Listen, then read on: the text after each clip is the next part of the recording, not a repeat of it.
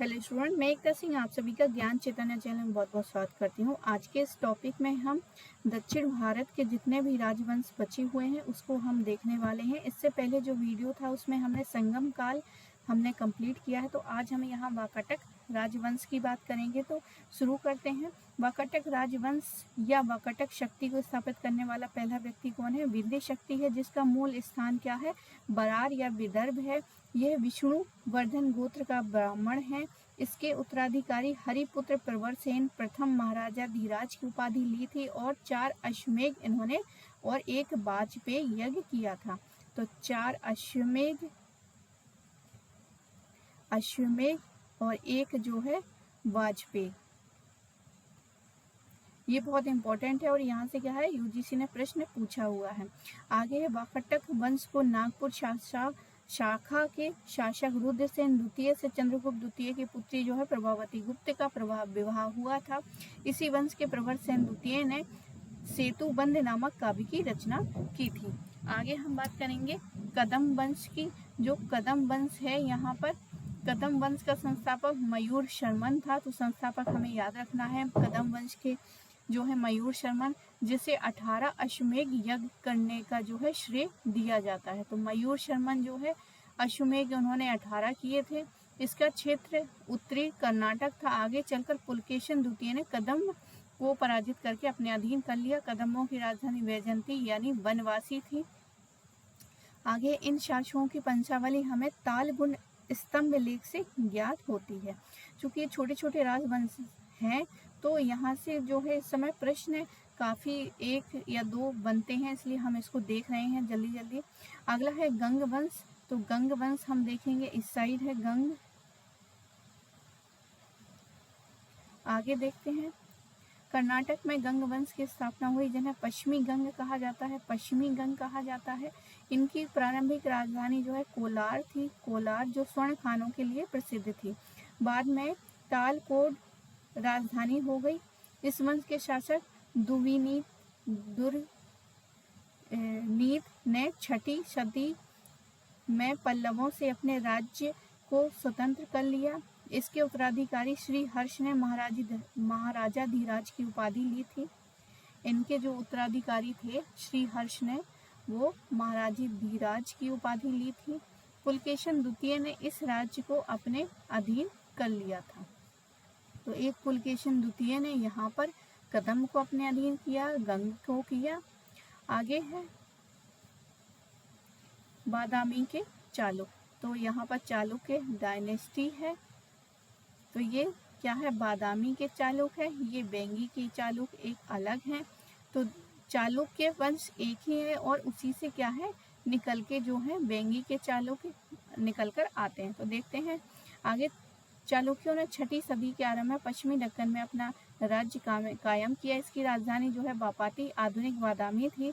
इस वंश के संस्थापक पुलकेशन प्रथम को माना जाता है। इसके उत्तराधिकारी कीर्तिवर्मन प्रथम ने पुराण पराक्रम सत्याश्रय आदि की क्या ली थी, उपाधियां ली थी।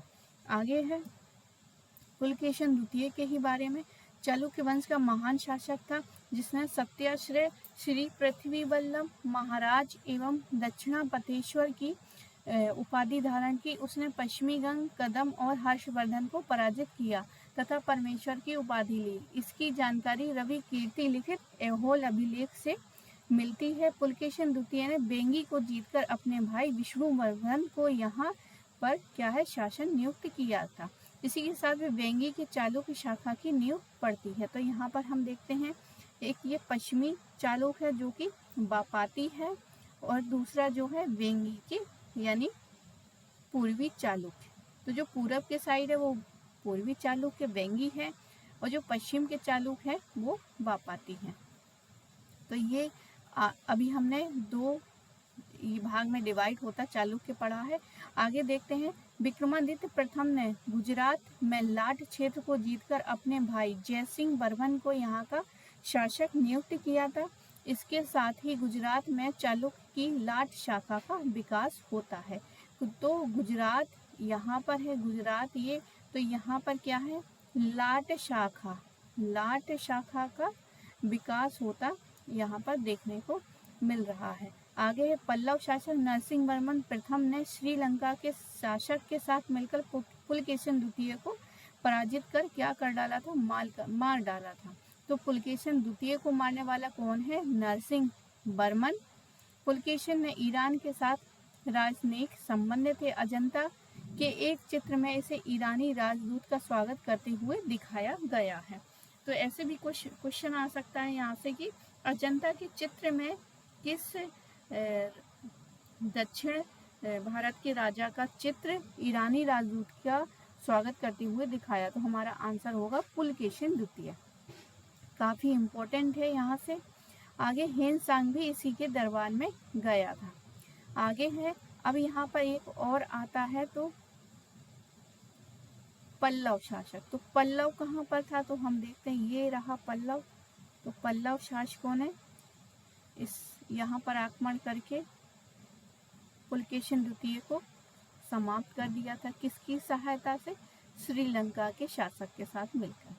आगे है तो श्रीलंका इधर है, श्रीलंका। आगे है बादामी का चालुक्य वंश का शासक अंतिम शासक कीर्तिवर्मन द्वितीय हैं, जिसका तख्ता पलट कर दुंती दुर्ग ने राष्ट्रकूट वंश की स्थापना की थी। राष्ट्रकूट वंश कहाँ है, यहाँ पर है राष्ट्रकूट वंश। आगे है चालुक्यों ने शासन काल में पहाड़ों एवं चट्टानों को काटकर भव्य मंदिरों का निर्माण करवाया था। चालुक्यों ने बेसर शैली में ऐहोल में 70 तथा पटकल में 10 मंदिर बनवाए थे। तो चालुक्य हमें सिर्फ 2 ही नहीं, एक और कल्याणी के चालुक्य मिलते हैं। तो 3 तरह के चालुक्य यहाँ पर देखने को मिल रहे हैं। एक हो गया पश्चिमी चालुक्य जो कि बापाती, एक पश्चिमी चालुक्य ही है जो कि कल्याणी है, और पूर्वी चालुक्य वेंगी है। आगे यहाँ पर है वेंगी के चालुक्यों के बारे में पढ़ते हैं। तो अभी हमने क्या है, बापाती के चालुक्य हमने यहाँ पर देखे थे। अब हम वेंगी के चालुक्य पढ़ते हैं, जो कि हमने पढ़ा था कि पुलकेशिन द्वितीय ने अपने भाई के साथ जो है उसको बंटवारा कर दिया था, उसको भाग दे दिया था वेंगी का। तो विष्णुवर्धन प्रथम यहाँ इस वंश की स्थापना करते हैं, यानी वेंगी के चालुक्य जो है प्रथम राजा विष्णुवर्धन होते हैं। इनकी राजधानी पिष्टपुर, वेंगी और राजमुंदरी बनी।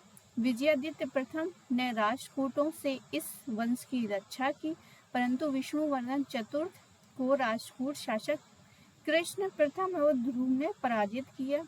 विजयादित्य द्वितीय इस वंश का अंतिम महान शासक था। तो ये हो गए वेंगी के चालुक। अब हम पढ़ेंगे कल्याणी के चालुक। तो कल्याणी के चालुक कहाँ है, ये रहे कल्याणी के चालुक, इसके बारे में देखेंगे। तो 10वीं शताब्दी के अंतिम चरण में इस वंश की स्थापना तैलप द्वितीय ने की थी, जो आरंभ में कौन थे, राष्ट्रकूटों के सामंत थे। सत्याश्रय यानी कि जो बापाती के चालुक्य हैं और वेंगी के चालुक, ये एक ही थे। और फिर क्या है, डिवाइड होता है वेंगी में। और ये जो पश्चिमी चालुक होते हैं कल्याणी के, ये किसके सामंत थे, तो राष्ट्रकूटों के सामंत थे। आगे है सत्याश्रय ने चोल शासक राजराज प्रथम को पराजित किया। कन्नड़ कवि गदा युद्ध को संरक्षण दिया। इसका गुरु विमल चंद्र जैन जो विद्वान था। आगे है सोमेश्वर प्रथम के साथ संघर्ष में चोल शासक राजाधिराज युद्ध भूमि में मारा गया। इसका समय पीरियड जो है 1043-1068 रहता है इसका समय। सोमेश्वर प्रथम में परमार नरेश भोज को हराकर धार पर कब्जा की। तो धार यहाँ इम्पोर्टेंट है, धार पर कब्जा कर लिया। सोमेश्वर ने चालुक्य राजधानी मान्यखेत को हस्तांतरित कर कल्याणी बनाई। आगे है विक्रमादित्य षष्ठ, यानी छठवा है ये विक्रमादित्य। इनका है 1076 से 1126 ईस्वी तक। इस शाखा का अंतिम महानतम शासक यही थे, विक्रमादित्य षष्ठ। उसने चालुक्य विक्रम संवत चलाया 1076 में, 1076 ईस्वी में आरंभ किया। राजकवि विल्हड़ इसका दरबारी क्या है, कवि था। तो विल्हड़ बहुत इम्पोर्टेंट है, जो कि चालुक्य विक्रम चालुक्य विक्रम के समय थे, यानी विक्रमादित्य षष्ठ के समय थे। इसका दरबारी बिल्हड़ सोमेश्वर तृतीय ने भूकोलमल विरुद्ध धारण किया। उसने शिल्प शास्त्र पर ग्रंथ मान सोल्लास लिखा था। सोमेश्वर चतुर्थ को राजा यादव भिल्लन ने हराकर गोवा भागना पड़ा। कल्याणी पर यादवों पर अधिकार हो गया और चालुक्यों का राज्य क्या हो गया, समाप्त हो गया। तो यहाँ क्या है, समाप्त हो जाता है ये, और यादव यहाँ पर आ जाते हैं। आगे देखते हैं। अब हम बात करेंगे पल्लव का। तो पल्लव हमें मैप में यहाँ दिखाई दे रहा है, पल्लव है ये। तो ये कौन है, पल्लव। पल्लव का अर्थ होता है लता, लता यानी कि बेल। इस वंश का संस्थापक सिंह विष्णु को माना जाता है। यह वैष्णव धर्म के अनुयायी थे, यानी विष्णु के उपासक थे। इनकी राजसभा में महाकवि भारवी रहते थे। भारवी यहाँ पर निवास करते थे पल्लवों के यहाँ। इसके समय में मामलपुर में वराह मंदिरों का निर्माण हुआ। महेंद्र वर्मन प्रथम सिंह विष्णु का पुत्र तथा उत्तराधिकारी था। उसने मत्त विलास, विचित्र चित्र, गुणभर आदि उपाधियां क्या की, ग्रहण की थी। उसे मत्त विलास प्रहसन नामक हास्य ग्रंथ की रचना की थी। तो यहाँ पर जो है कपाली जो बौद्धों के ऊपर उन्होंने जो है हास्य कसा था, तो उपहास उड़ाया था उन्होंने बौद्ध भिक्षुओं का, इसलिए मत्त विलास प्रहसन इनका एक हास्य ग्रंथ की रचना इन्होंने की थी। इसने महेंद्र वर्मन प्रथम ने। आगे है, इसके अलावा और भी इनका जो है बुक है मत्त विलास, विचित्र चित्र, गुणभर। ये भी हमें याद रखना है, इम्पोर्टेंट है बहुत। आगे नरसिंह वर्मन प्रथम जो कि 630 से 668 ईस्वी तक इनका शासन रहता है। बादामी के चालुक्य पुलकेशिन द्वितीय पर अधिकार करने के बाद अपना विजय स्तंभ स्थापित किया था, यानी इन्होंने नरसिंह वर्मन प्रथम ने पुलकेशिन द्वितीय को श्रीलंका के राजा के साथ मिलकर इनकी हत्या कर दी थी। इस विजय के बाद उन्होंने बापाती कोंडा की उपाधि धारण की थी। इस काल में महाबलीपुरम के कुछ एकाश्म रथों का भी निर्माण किया था। ये मंदिर शिलाकृत स्थापत्य के अद्वितीय उदाहरण हैं। इन पर हिंदू धर्म से संबंध, अर्जुन की तपस्या, रत्न मूर्ति और गंगा अवतार की कथा आदि जो है उत्कीर्ण है। इसके शासन काल में 641 में चीनी यात्री हेनसांग कांची गया था। आगे नरसिंह वर्मन द्वितीय, यहाँ पर है द्वितीय ने राज सिंह शैली में कांची के कैलाश मंदिर का निर्माण करवाया। महाबलीपुरम में शोर मंदिर एवं ऐरावतेश्वर मंदिर का निर्माण कराया। संस्कृत के विख्यात लेखक दंडिन इनकी सभा में क्या है, निवास करते थे। तो दंडिन हो गया, भारवी हो गए, ये सब कहाँ है, पल्लव वंश में। उसने अपने एक राजदूत मंडल चीन भेजा था। चीनी बौद्ध यात्रियों के लिए नागपट्टनम में एक क्या है, बिहार का निर्मित भी करवाया। तो एक तरफ क्या है, महेंद्र वर्मन मत्त विलास प्रहसन लिखकर उनका उपवास करते हैं, और दूसरी तरफ क्या है, इन्होंने क्या है, चीनी बौद्ध यात्रियों के लिए बिहार भी निर्मित करवाए थे नरसिंह वर्मन द्वितीय ने। आगे हम बात करेंगे और परमेश्वर वर्मन द्वितीय की आकस्मिक मृत्यु के बाद कांची के लोगों ने नंदी वर्मन द्वितीय को राजा चुना। नंदी वर्मन तृतीय वैष्णव यानी विष्णु का उपासक था। उसने कला एवं साहित्य को पर्याप्त प्रोत्साहन दिया। उसने कांची के मुक्तेश्वर मंदिर और बैकुंठ पेरुनाल मंदिर का निर्माण करवाया। प्रसिद्ध वैष्णव संत जो है तिरुमंगई अलवार इसके ही समकालीन थे। तो कब अलवार बहुत पूछा जाता है, इसलिए यहाँ पर बहुत इंपॉर्टेंट प्रश्न यहाँ से बनता है। तिरुमंगई जो अलवार संत थे तो वो किसके समकालीन थे, तो परमेश्वर वर्मन द्वितीय जो कि पल्लव वंश का राजा था। सॉरी, यहाँ पर क्या है, नंदी वर्मन द्वितीय है। तो नंदी वर्मन द्वितीय के जो है समकालीन थे। नंदी वर्मन तृतीय जो है शैव मत अनुयायी थे। ये इम्पोर्टेंट है क्योंकि कौन से किसको मानने वाले, ये काफी पूछा जाता है। उनकी सभा में तमिल भाषा में प्रसिद्ध संत पेरुन देवनार निवास करते थे। तो पेरुन देवनार निवास करते थे नंदीवर्मन द्वितीय में। और वर्मन द्वितीय में कौन थे समकालीन? तिरुमंगई अल्वार। आगे है जिसने भरत वेणवा नामक ग्रंथ की रचना की थी, इन्होंने। अपराजित पल्लव वंश का अंतिम महत्वपूर्ण शासक था। आगे यहाँ पर इनकी जो कला संस्कृति थी, यानी इनकी जो स्थापत्य कला, वो काफी इम्पोर्टेंट है। पल्लवकालीन कला का सर्वोत्तम रूप जो है मंदिर स्थापत्य में देखा जा सकता है, जो द्रविड़ शैली में है। चट्टान काटकर मंदिरों का निर्माण कराया गया, यानी एक चट्टान है उसी को क्या है काट कर जो है निर्माण करवाया गया, यानी मंदिर उसी एक चट्टान को काट कर मंदिर का रूप दिया गया इस काल में। इस काल में वास्तुकला की कई शैलियां प्रचलित हुई, जैसे रथ शैली। मंदिरों का निर्माण रथ के आकार में हुआ। इनका निर्माण काष्ठ कला से प्रभावित, यानी लकड़ी पर जो कलाकृति की जाती थी या पत्थर पे की जाने लगी। और ये कौन सा समय था? पल्लव वंश का था। ये एक शिलाखंडीय मंदिर है जो एक पत्थर को काटकर बनाया गया था। ये सप्त पगोड़ा के नाम से भी लोकप्रिय हुआ, किंतु वास्तव में ये संख्या में 8 हैं। ये रथ है किस किस के हैं? धर्मराज, भीम, अर्जुन, द्रौपदी, गणेश, पिंडारी एवं वलायानुपुटीय। रथों का निर्माण बौद्ध विहारों और चैत्यों से प्रभावित था। तो यहाँ से भी यूजीसी नेट ने जो है क्वेश्चन बनाया हुआ है, पूछ चुका है, तो आने की काफी संभावनाएं हैं। आगे है सबसे बड़ा जो रथ मंदिर है वो किसका है? तो धर्मराज का। सबसे छोटा जो है द्रौपदी का। आगे हम और बात करेंगे मंदिर निर्माण शैलियों के बारे में। तो शैली कौन कौन सी है, उनकी विशेषताएं क्या है और उसके उदाहरण कौन कौन से मंदिर हैं। तो सबसे पहले यहाँ पर महेंद्र वर्मन शैली है। महेंद्र वर्मन शैली जो है स्तंभ है, मंडप का प्रयोग हुआ है, सादगी है, स्तंभ युक्त कक्ष है, यानी कि ये इस तरह से यहाँ पर जो है ये स्तंभ है और इस पर एक कक्ष बना हुआ है, ये स्तंभ युक्त कक्ष।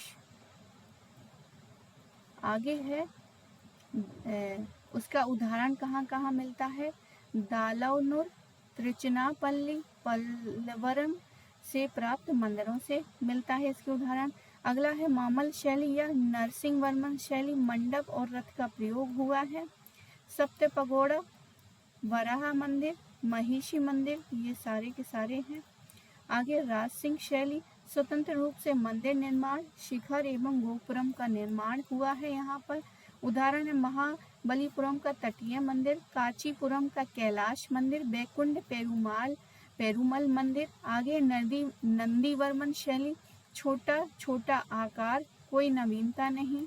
मुक्तेश्वर मंदिर, मतंगेश्वर मंदिर, परशुरामेश्वर मंदिर, ये सारे जो हैं उनके उदाहरण हैं।